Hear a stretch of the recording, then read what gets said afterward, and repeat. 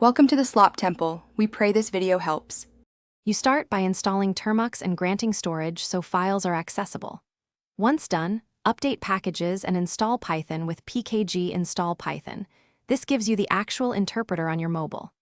Make sure to create a project folder in shared storage so you can edit with external editors and keep backups. You need a basic familiarity with the command line. If you don't, open Termux, run pkg update, and then install Python right now so the environment exists to run scripts. Next, you install what your projects need using pip inside Termux. For example, pip install requests or pip install numpy.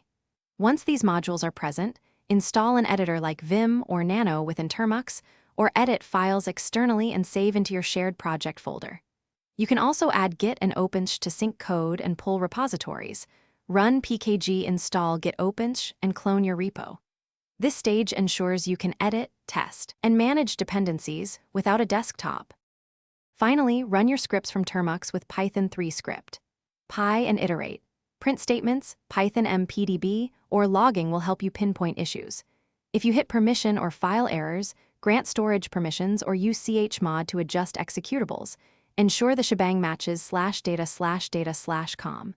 Termux /files/usr/bin/env Python. If pip installations fail, reinstall the module or clear caches. Recreate a fresh environment by removing.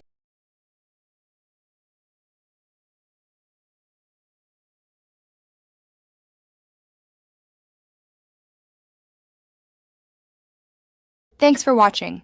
Consider subscribing if we helped you.